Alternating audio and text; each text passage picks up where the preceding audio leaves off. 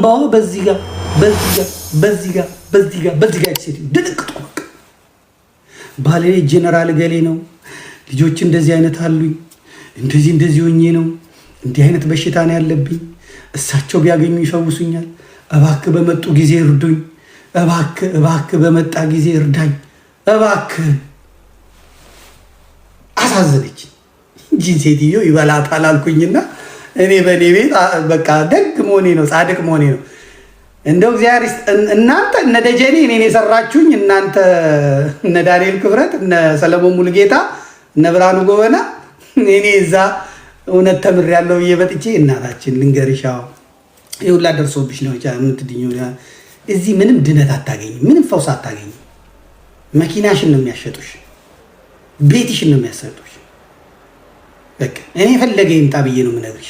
እና እንትን እንዳትል የአቤል ሙሉጌታ ነገርኳችሁ። ይሄ አሁን ፔንት የሆነው የእሱ አክስት ናት፣ የእናቱ እህት ማለት ነው። እዛ በቃ እንትናዬ በእናትሽ በቃ ማነው ስምሽ? በቃ ሂጂ። ኧረ እባክህ አዎ። እና ምን ላድርግ? እጣ አውጪ፣ እግዚአብሔር አብ፣ ኪዳነ ምሕረት፣ ሚካኤል ምናምን እጣ አውጪ በቃ። ከዛ ተጠመቂ፣ እግዚአብሔር አሁን አለብኝ ከምትይው በሽታ ይፈውስሽ ብዬ እኔ ወዬ ምክር መስጠት። ከዛ እሻለችኝ፣ አሰናበትኳት። ልክ እኔ ውጭ ብዬ ከቢሮ ስትወጣ ለካስ በመስኮት ፎሸዋል ገብርዬ። ከዛ መስኮት ከፍቶ እንደምን ዋሉ አላት። ውይ አባታችን አሉ አለች። አዎ ግቢ አላት። ገባች። ከዛ ነገረቻቸው። ምን አይነት ሰው ነው እዚህ የተቀመጠው? ቀጫጫ ነኝ ደግሞ እንዲህ የሉም እኮ ብሎኛል፣ ዝቋላ ናቸው ብሎኛል። አዎ አይ እሱን ሰው ስለበዛ እንትን ብዬ ነው። ኧረ እሱ አይደለም መኪናሽን ነው የሚያሸጥሽ። እሱ ምንም እንትን የሚጠቅሽ የለም። ጠበል ተጠመቂ ጣውጥተሽ አለኝ። ተማድኩን አቤት ገባኝ የተባለው በአስቸኳይ ና ተባልኩኝ። ሄድኩኝ። አቤት አልኩ። ቁጭ ብላለች። እንደዚህ የማንም መኪና ሳሸጣየሽ ግግም እናቴ ግግም የምን መኪና ይኸው እንደዚህ እያለች ነው። እንዴ ትልቅ ሰው አይደሉ እንዴ ሰው ግግም እኔ እናቴ ተገሮ መስቀል ቤት ወጥቼ ይርበኛል። ምንም ያመቻቸውት ነገር የለም። እቺ ሴትዮ ጦሰኛ መታኔን እንደገና ረሀብተኛ ልታደርግ ያኔ አላውቅም አላልኩም። እርሶ የት አገኘዋል? ዝቋላ አይደሉ እንዴ ዝቋላ በሉ አይደለም ነው እሱን ያልኳት። እንዴት አታገናኙኝም አለች። የሉም አባታችን ሱባኤ ላይ ናቸው፣ ጸሎት ላይ ናቸው ብያለሁ። የለም ያው እሳቸው ይዋሻሉ፣ ትልቅ ሰው ናቸው። አላውቅም አጋንንት ይሆናል እንደዚህ የሚያደርገው። ሴትዮዋ ድንግጥ። እኔስ እናቴ ጭንቄን ፍጥጥ። ገብረ መስቀል ግራ ገባው። ምን አይነት ነገር ነው? እኔ እዚህ ቦታ ያስቀምጡኝ እንዲህ በቃሽ ደግሞ ይወደኛል እንጂ በቃ ታውተው በቃ እርሶ ጸበን መክሮታለሁ እንደዚህ ይላሉ ምናምን። እሺ ሸኛቸው። ኧረ እኔ ሸኛለሁ እንደዚህ እያልኩ እሱ በመስኮት ያየኛል። ዝም ብዬ አዎ ምናምን ያልቆጣው በር ላይ ደረስን። ዞር ስትል እሱ ያየንም ከበሩ ውጭ ሰሚኛለሽ ያልቆጣው ይሄ መኪና አንቺ ነው አልኳት። ይሄ መኪና ነው የሚያሽጥሽ ጠብቂ ያልኳት። ዞር አለች። በሩ ጋር መጣሁኝና ሰላም ይግቡ ደህና ይሁኑ እናታች። 6 ወር አልቆየም። ፒክአፕ ያን የመጣችበት መኪና 40 ሺህ ብር ጀት ክስ። እኔ ምን አገባኝ? ሰማይ መስክሪ ቤተክርስቲያን ፍረጂ አለቀ። መናገር እናንተ አጥማቂያን ጋር የምትሄዱ ሰዎች፣ ይሄ ባህታዊ ተብሎ የሚኬደው ሰዎች ነጋዴዎቹ፣ እነዛኛዎቹ ባህታዊያን ምንም አይፈልጉም። መልእክት አድርሰው መሄድ ነው። ይሄ ነጋዴ የጣመ የላመ የሚበላ የብህቱና ግብር የሌለው ዘመናዊ ጠንቋይ በአጋንንት እየተሳበ በአጋንንት ትምህርት የሰለጠነ ልቡሰ ስጋ ሰይጣን ጋኔን እሱን እየተከተላችሁ ገንዘብህን፣ ጤናህን፣ እድሜህን ታጣለህ። አንዲት ልጅ የዩኒቨርሲቲ ተማሪ ነኝ አለች። እናትየዋ ጭርቁስ ያሉ ናቸው መጡ። የዛን ቀንም ደግሞ እኔና ጥላሁን ያለነው ጥላሁን ወጣ ያገኘኋቸው ቁጭ አለ። እውነት ደግሞ የዛን ጊዜ የሉም ነበር፣ ገብረ መስቀል የለም ነበር።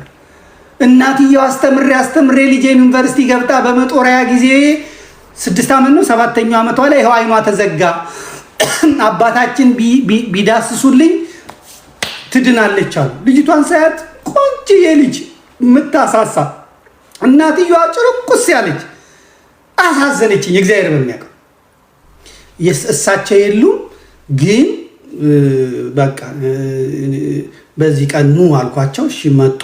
ሲመጡ የሉም እሳቸው በእውነት እሳቸው ጋር ሄጄ እንደዚህ ብለዋል አልኳት። 3-7 የካ ሚካኤል ሄዳ ትጠመቅ ትድናለች፣ በጣም ትጸልይ፣ እርሶም ይጸልዩ አልኳት። በግ ይዤ ነው የምመጣው፣ በግ የሌላ ምንም የለኝም ደሃ ነኝ አሉ። እግዚአብሔር ይርዳዎት አልኩኝ። እኔም ገላግሉ። ይሄንን ስል ገብረ መስቀል አያውቅም። እኔም እንደው ሚካኤል ያረከውን አድርጋቸው ብዬ ነው የላኩት። ልጅቷ በ14ኛው ነው ምናምን ቀኗ አይኗ በራላት አለቀ። ከዛ ገብረ መስቀል ጉባኤ ላይ እናትየው በጊዜ መጣች። ምስክርነት ኑ እኔ ዳር ቆሜ እስቃለሁ። እዚህ መተን እንደዚህ ባለ ጊዜ የተቀበለን ዘመድኩን ነበር። ቆይ ልንገራቸው አለ፣ ነገራቸው። ከዛ መጥቶ የካ ሚካኤል 7 ቀን ተጠመቂ ብለዋል አሉ። ሄደን በ14ኛው ቀን አይኗ በራ። ዘመድኩን ፊት ነግሬያለሁ፣ በግ ነውማ መጣው፣ ይሄ በግ ለድሃ ይሰጥልኝ። እናቴ ገብረ መስቀል ግግም ብሎ ያን ማይክሮፎኑን ይዞ ይገርማችኋል። ሱባኤ ላይ ያለው አንድ ራሰ በረሃ ጠይም ሰው መጥቶ 7 የካ ሚካኤል ትጠመቅ አለኝ። ከዛ እኔ ለዘመድኩን ነገርኩት፣ እሱ ነገራቸው። እኔ ምን ብያውን እዛ አቃወማለሁ?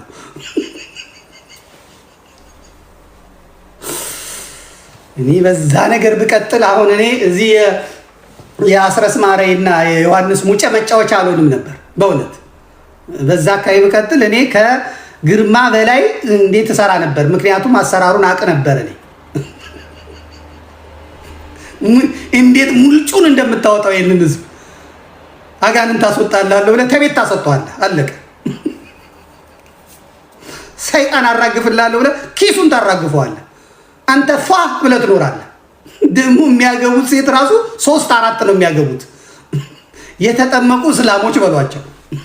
ባህታ ገብረ መስቀል ወደ 3 ነው 4 ሚስት ነው እንግዲህ ያለው። ይሄ የተጠመቀ እስላም ማለት ነው።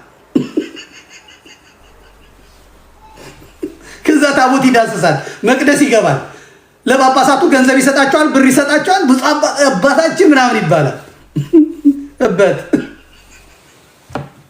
ከዛ አደባባይ ይወጣና ዘመድኩን በ40 ብር እንግዳ ወርቅና ዘመድኩን በ40 ብር ሸጡኝ ይላል። የሚሸጥ የሚገዛህ ኖሮ ማለት ነው። ስለዚህ ጥንቃቄ ያስፈልጋል። ተናግረናል። አለቀ። የመጣ ይምጣ። 52 ዓመት ሞልቶኛል።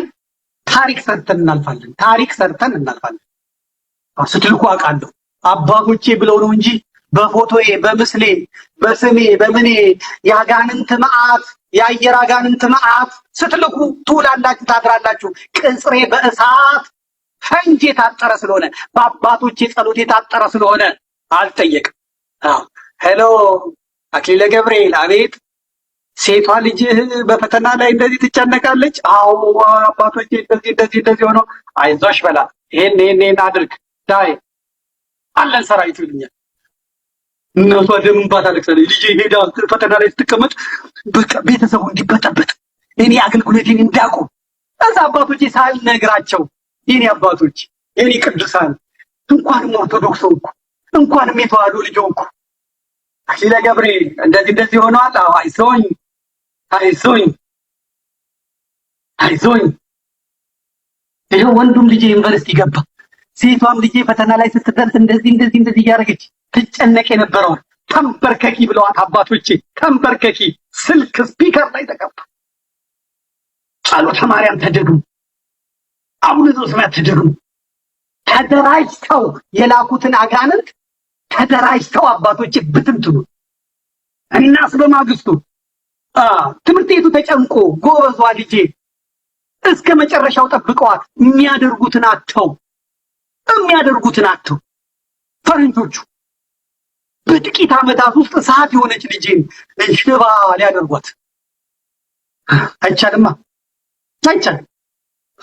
በማግስቱ 3 ቀን 7 ቀን እንኳን አልተጠበቀም። በማግስቱ ልጄ ስትሄድ አባባ ሰራሁት። እኔስ ብርክክ መሬቴ ጋር ወላዲተ አምላክ እናቴ አባቶቼን ያኑርልኝ፣ ያኑርልኝ፣ ያኑርልኝ። ሰሞኑን አክሊለ ገብርኤል እንደዚህ ነገር አለ። አዎ አይዞኝ፣ እንዲህ አርግ። እሺ አባቶቼ የአጋንንት አለቆች ተደራጅተህ ብትደራጅ የኔ አባቶች ደግሞ አሉ። የዋልድባ ማህበረ ስላሴ፣ ዝቋላ፣ አሰቦት አባቶቼ ከኔ ጋር ናቸው። የግሸን የላሊበላ አባቶች ከኔ ጋር ናቸው። የብርሃነ ክርስቶስ ዙራምባ አባቶቼ ከኔ ጋር ናቸው። ጣና ሐይቅ አባቶቼ፣ አክሱም ጽዮን አባቶቼ ከኔ ጋር ናቸው። ደብረ ዳሞ አብርሃ አጽና ብትሄድ አክሊለ ገብርኤል ነው። ነው። እነዚሁ አባቶችን ይዘን እነዚህን አጋንንቶች ከቤተ ክርስቲያን ላይ እንትንላቸዋለን። ያልቻሉ ቅንዝራ መነኮሳት ደግሞ በስነ ስርዓቱ ቆባቸውን ይመልሳሉ፣ ቀሚሳቸውን ይመልሳሉ።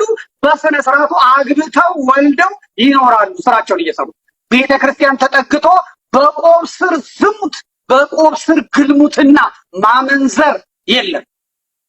የወንድ ጋለሞታ፣ ወንድኛ ዳሪ፣ የመኖክሴ መዓት ቤተ ክርስቲያን ላይ አይከመርም። ወደ ገዳም ሂድ፣ ወደ ገዳም ደግሞ ትሟገታለህ። ወደ ገዳም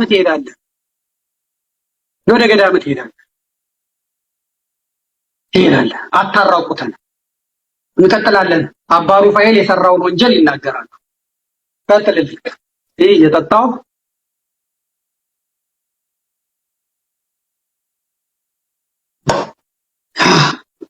ያ ማይክ የያዘው ህዝብ ከተባበረ ተባበረ ነው። በቃ መንግስት አያቆመውም፣ ወታደር አያቆመውም፣ ጳጳስ አያቆመውም፣ ፓትርያርክ አያቆመውም። ህዝብ ከተባበረ አለቀ። እዚህ ጋምቤላ ያሉ ምዕመናን እንደሚታረዱ፣ እንደሚጨፈጨፉ፣ እንደሚሞቱ ያውቁታል። እኛ ተዋርደን ቤተክርስቲያን ተዋርዳ እኛ በህይወት ከምንኖር እኛ ሞተን ቤተክርስቲያኒቷ ትክበር ብለው የወሰኑ ናቸው።